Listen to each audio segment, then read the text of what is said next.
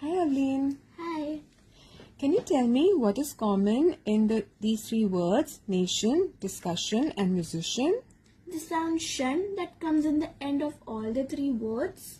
Very good, correct.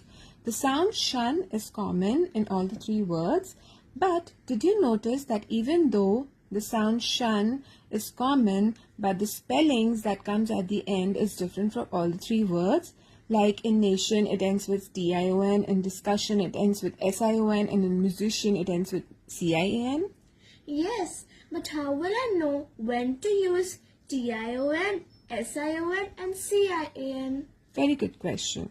There are a few rules. Let's see, starting with cian.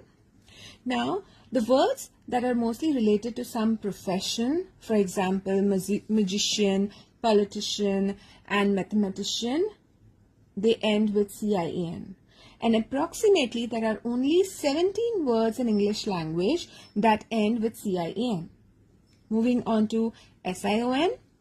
Now herein, sion usually comes at the end of the word, of the root word that ends with the sound s or d.